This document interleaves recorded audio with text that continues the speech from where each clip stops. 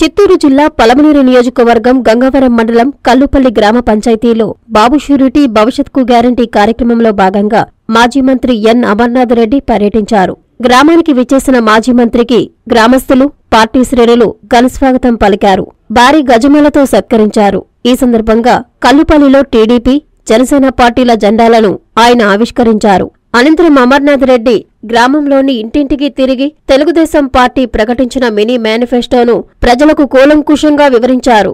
ఈ కార్యక్రమంలో పలమనేరు నియోజకవర్గం జనసేన ఇన్ఛార్జి దిలీప్ రాయల్, గంగవరం మండలం కన్వీనర్ మాజీ జెడ్పీటీసీ సోమశేఖర్ గౌడ్, మాజీ సర్పంచ్ మురళి, కల్లుపల్లి సర్పంచ్ రామ్మోహన్ నాయుడు, పలువురు టీడీపీ, జనసేన పార్టీ నేతలు పాల్గొన్నారు. ఈ రోజు ఇంటింటి తెలుగుదేశం పార్టీ కార్యక్రమంలో భాగంగా ఈ గ్రామానికి రావడం, ఈ గ్రామంలో మీరు ఇచ్చినటువంటి స్వాగతం, మరి గతంలో ఎప్పుడు కూడా ఇంత పెద్ద ఎత్తున ఈ గ్రామంలో అందరూ కూడా ఏకతాటిపైకి వచ్చి స్వాగతం ఇచ్చినటువంటి సందర్భంలో మీకు అందరికీ కూడా మనస్ఫూర్తిగా నా కృతజ్ఞతలు తెలియజేసుకుంటా ఉన్నా. 4.5 సంవత్సరం జగన్మోహన్ రెడ్డి గారి పాలన మనమందరం చూసాం.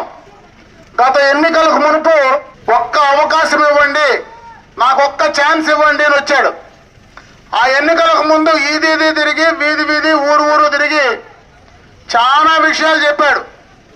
నేను అధికారంలోకి వస్తే రేట్లన్నీ తగ్గించేస్తా, పూర్తిగా కూడా అన్ని వర్గాలకు న్యాయం చేస్తా, ఉద్యోగులకు కావచ్చు, యువకులకు అందరికీ కూడా నేను జాబ్ క్యాలెండరు ప్రతి సంవత్సరం కూడా ఇస్తా, అదేవిధంగా మద్య నిషేధాన్ని అంచెలంచెలుగా నేను అమలు చేస్తా, అభివృద్ధి ఏంటనేది జగన్మోహన్ రెడ్డి పాలనలో నేను చూపిస్తానని చెప్పి ఆ రోజు చెప్పినటువంటి మాటలను ఒకసారి గుర్తు చేస్తా ఉన్నా. ఈ 4.5 సంవత్సరంలో కనీసం ఏ గ్రామంలో కూడా మచ్చుక కూడా అభివృద్ధి కార్యక్రమాలు చేసినటువంటి పాపాన ఈ యొక్క ప్రభుత్వం పోలేదని చెప్పి సందర్భంగా కూడా తెలియజేసుకుంటున్నా. గత ప్రభుత్వంలో చేసినటువంటి కార్యక్రమాలు, శాంక్షన్ చేసినటువంటి కార్యక్రమాలు, దానికి ఉదాహరణే ఈ గ్రామ పంచాయతీ. ఇదే గ్రామ పంచాయతీ హెడ్ క్వార్టర్ నుంచి మనకు బూడిదపల్లికి కానీ, అదేవిధంగా సామరాజపల్లికి కానీ రెండు కూడా ఎక్స్టర్నల్ ఎయిడెడ్ ప్రాజెక్ట్ కింద, ఈఏపీ కింద రోడ్లు శాంక్షన్ చేసి టెండర్లు కంప్లీట్ చేసి వర్క్ కూడా మొదలు పెడితే ఈ 4.5 సంవత్సరంలో ఆ కార్యక్రమాలు కనీసం ఒక్క పని కూడా చేయలేనటువంటి దద్దమ్మ ప్రభుత్వం ఈ యొక్క జగన్మోహన్ రెడ్డి ప్రభుత్వం అని తెలియజేసుకుంటున్నా. గత ప్రభుత్వంలోనే ఇదే గ్రామ పంచాయతీలో అన్ని గ్రామాలకి కూడా త్రాగునీటికి సంబంధించినటువంటి ఇబ్బంది లేకుండా ఆనాడు రామ్మోహన్ సర్పంచ్ గా ఉండేటప్పుడు అన్ని గ్రామాల్లో మల్లేరు కావచ్చు, బూడిదపల్లి కావచ్చు, అదేవిధంగా సామరాజపల్లి కావచ్చు, కల్లుపల్లి కావచ్చు, దాదాపు అన్ని గ్రామాల్లో కూడా ఒక్కొక్క గ్రామాల్లో నీళ్లు పడకపోతే 2-3 బోర్లు వేసిన సందర్భం, అదేవిధంగా సొంత నిధులతో కూడా మల్లేరులో బోర్ వేసినటువంటి సందర్భాన్ని ఒకసారి గుర్తు చేస్తా ఉన్నా.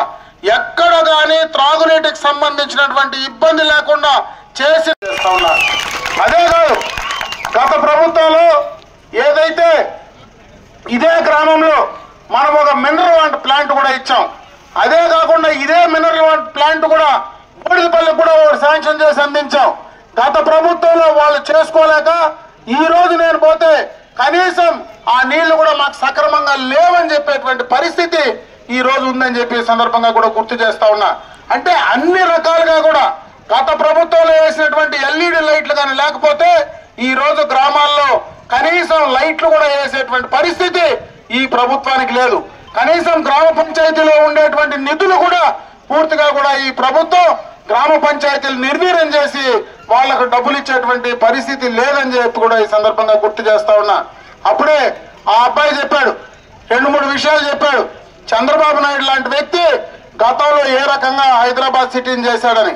హైదరాబాద్ సిటీ వరకు వద్దు, ఈ రాష్ట్ర విభజన తర్వాత ఈ రాష్ట్రాన్ని మరి ముందుకు తీసుకెళ్ళడానికి ఆ రోజు పెట్టుబడుల పరంగా ప్రతి ఒక్క పెట్టుబడిదారుడి దగ్గరికి పోయి ఆనాడు తీసుకొచ్చినటువంటి పెట్టుబడులు ఈ రోజు మన కళ్ళ ముందు కనపడతా ఉన్నాయి.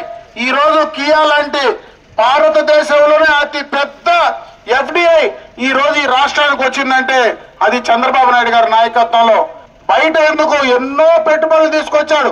మన నియోజకవర్గంలో ఒకసారి చూస్తే 4 రోడ్ల పైన మీరు పోతే ఆనాడు చంద్రబాబు నాయుడు గారు ముఖ్యమంత్రిగా నేను ఇండస్ట్రియల్ మంత్రిగా ఉన్నప్పుడు తెచ్చినటువంటి ఫ్యాక్టరీలు ఈ రోజు బ్రహ్మాండంగా కూడా 4 రోడ్ల పైన కనపడతాయి.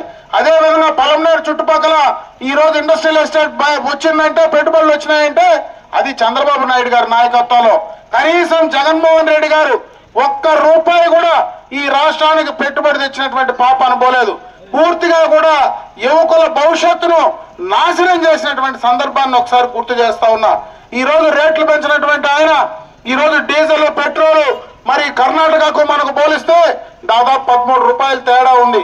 గ్యాస్ ధరలు పెరిగినాయి, కరెంటు ఛార్జీలు 9 దఫాలు పెంచారు, చెత్తగా పన్నేస్తా ఉన్నారు.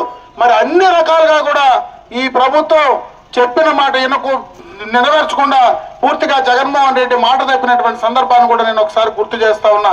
ఇవే కాదు, ఈ రాష్ట్రానికి రాజధాని లేకుండా ఈ 4.5 సంవత్సరాల్లో భారతదేశ చరిత్రలో ఏ ముఖ్యమంత్రి అయినా రాజధాని లేని రాష్ట్రాన్ని పాలించిన వ్యక్తి ఎవడైనా ఉన్నాడంటే అది జగన్మోహన్ రెడ్డి చిరస్థాయిగా చరిత్రలో నిలిచిపోతాడని చెప్పి సందర్భంగా తెలియజేసుకుంటున్నా.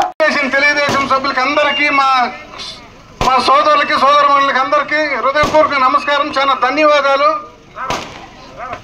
మన నియోజకవర్గం నుంచి వేరే టౌన్ నుంచి వచ్చిన వాళ్ళకంతా కూడా చాలా సంతోషం.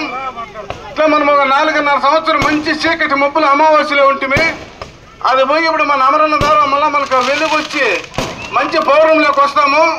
మళ్ళీ వస్తామని ఆశిస్తూ మనము మన సాయశక్తితో కష్టపడి ఆయన గెలిపించుకోవాలని ప్రతి ఒక్కరు ఈ రోజు ఇంటి కంకణ కట్టుకొని పనిచేసుకున్నాం. ఈ అవకాశం ఇచ్చిందని చాలా ధన్యవాదాలు. Thank you. మన తెలుగుదేశం కార్యక్రమానికి విచ్చేసినటువంటి కాన్స్టిట్యున్సీతో వచ్చిన అందరికీ నా నమస్కారంలో. మన అమ్మగలన్న గారు మన పంచాయతీలో ఉన్న ముందు ఎమ్మెల్యేగా ఉన్నప్పుడు మనం ఏమడిగినా కాదనకుండా చేసినాడు. అదే విధముగా ఈసారి మన ఓట్లన్నీ తెలుగుదేశం సైకిల్ గుర్తుపైన ముద్రించి అమరన్నని గెలిపించుకోవాల్సిందిగా ప్రార్థిస్తున్నాను. సభకు వచ్చేసిన అందరికీ ధన్యవాదములు. మొదటిగా నేను వైసీపీ గురించి మాట్లాడదాం అనుకుంటున్నాను. మీకందరికీ తెలుసు, వైసీపీ వాళ్ళు నవరత్నాలు అనే స్కీమ్ పెట్టారు. సో మీరు తీసుకుంటే నవరత్నాలతో పాటు మనకి చాలా మంది మంత్రులు లాంటి రత్నాలు కూడా ఇచ్చారు. అలా చూసుకుంటే ఫస్ట్ రత్నం వచ్చేసి మన గుడివాడ అమర్నాథ్ గారు.